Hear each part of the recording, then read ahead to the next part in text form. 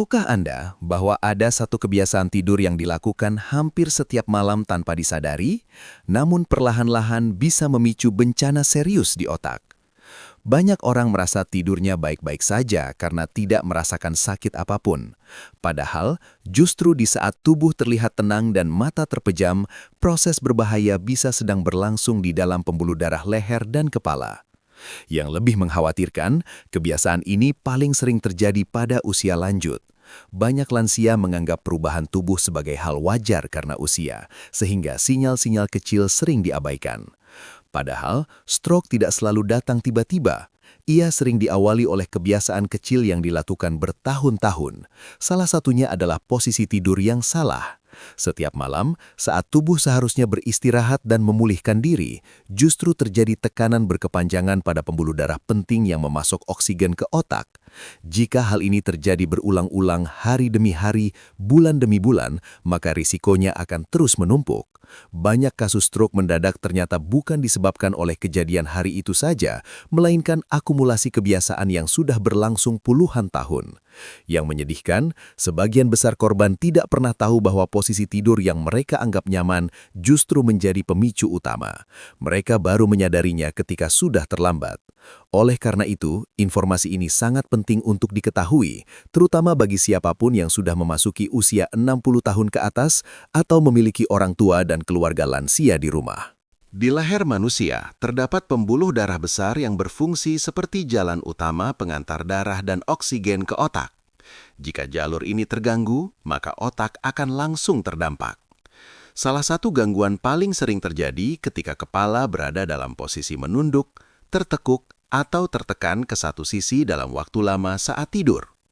Banyak orang tidur miring dengan bantal terlalu tinggi, sehingga leher tertekuk sepanjang malam. Ada juga yang tidur dengan kepala selalu menoleh ke satu arah, atau tidur tengkurap dengan dada dan leher tertekan. Dalam posisi-posisi ini, aliran darah menjadi lebih lambat. Darah yang mengalir lambat memiliki kecenderungan menggumpal, terutama pada pembuluh darah yang sudah menua dan tidak lagi elastis. Gumpalan ini bisa kecil dan tidak menimbulkan gejala apapun pada awalnya. Namun seiring waktu, gumpalan dapat membesar dan suatu saat bisa terlepas, mengalir menuju otak, lalu menyumbat pembuluh darah kecil. Saat itulah stroke terjadi. Yang berbahaya, proses ini berlangsung diam-diam tanpa rasa sakit.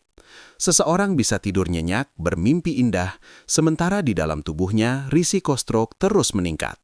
Inilah sebabnya mengapa banyak kasus stroke terjadi saat tidur atau sesaat setelah bangun pagi.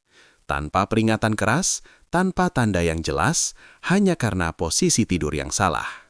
Ada beberapa tanda yang sering muncul, tetapi kerap dianggap sepele.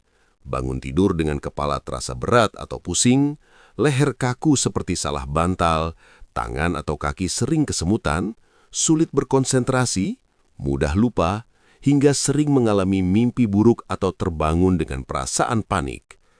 Banyak orang mengira ini hanya pegal biasa, masuk angin, atau efek usia. Padahal, jika tanda-tanda ini muncul berulang kali, itu bisa menjadi alarm bahwa otak tidak mendapatkan suplai oksigen yang cukup saat tidur. Coba renungkan sejenak, kapan terakhir kali Anda bangun tidur dengan benar-benar segar, tanpa rasa pusing, tanpa kaku, tanpa kesemutan? Jika jawabannya sudah lama sekali atau bahkan tidak ingat, maka itu bukan hal normal. Tubuh sebenarnya sedang memberi peringatan. Sayangnya, karena tidak ada rasa sakit yang hebat, peringatan ini sering diabaikan. Banyak orang baru menyesal setelah suatu pagi bangun dan mendapati tubuhnya tidak bisa digerakkan dengan normal, bicara pelo atau separuh badan melemah. Pada titik itu, kerusakan sudah terjadi.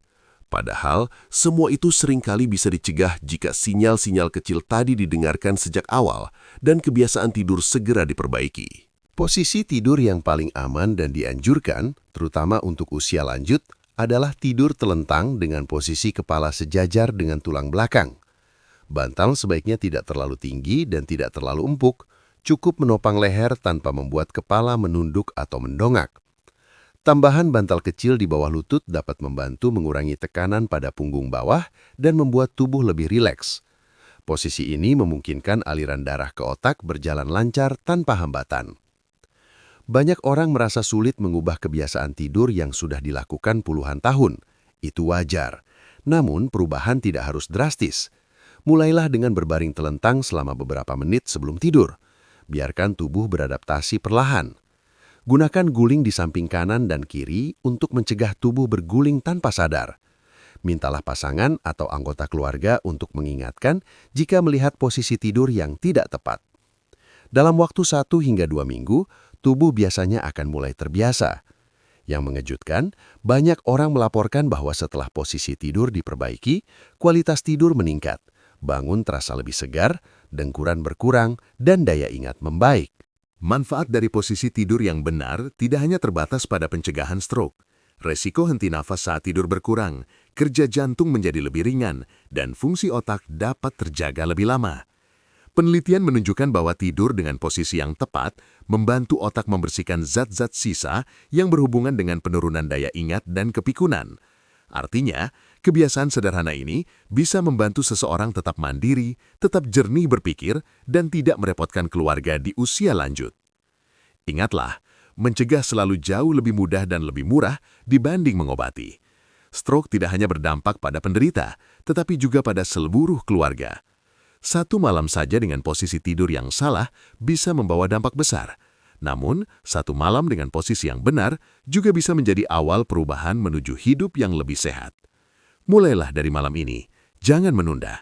Dengarkan tubuh Anda sebelum tubuh terpaksa berteriak lewat penyakit. Jika informasi ini dirasa bermanfaat, bagikan kepada orang-orang yang Anda sayangi. 1 perubahan kecil bisa menyelamatkan 1 kehidupan.